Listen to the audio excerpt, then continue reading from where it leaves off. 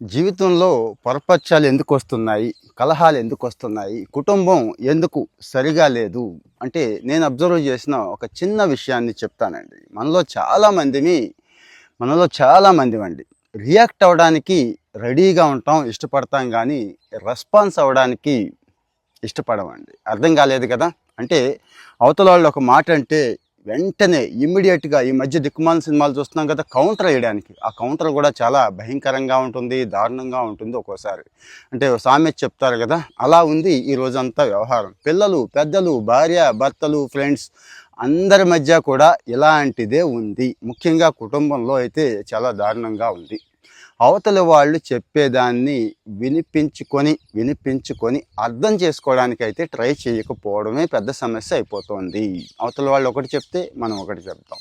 ఇంకొకటి, కుటుంబంలో పెద్ద తల్లి కానీ తండ్రి కానివ్వండి, ఇటు పిల్లలతో లేకపోతే భార్యాభర్తల మధ్య కూడా ఇంకొకటి అబ్జర్వ్ చేయండి ఒకసారి. ఎంతసేపు కూడా విమర్శించడం, తిట్టడం, లేకపోతే కొట్టడం, లేకపోతే పనిష్మెంట్ ఇవ్వడం, ఇవే జరుగుతూ ఉంటాయండి ఎప్పుడు కూడా.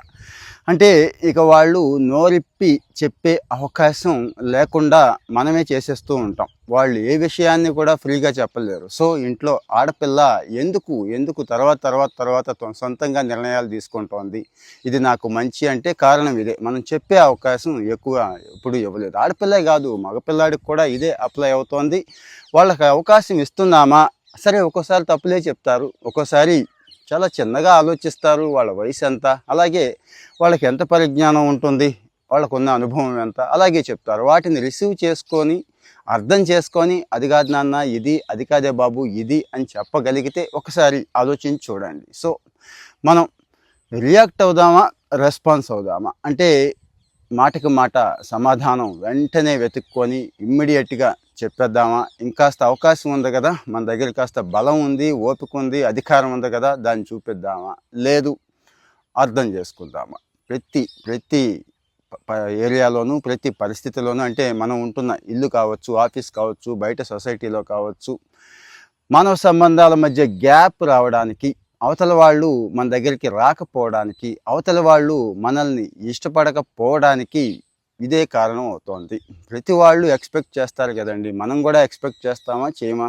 అరే, నా మాట ఒక నిమిషం వినుంటే బాగుండేది, నన్ను పూర్తిగా చెప్పనిచ్చుంటే బాగుండేది, కనీసం నా వైపు నుంచి అర్థం చేసుకొని రెస్పాండ్ అయి ఉంటే బాగుండేది, ఇదేమీ జరగలేదే అని మనం బాధపడతాం.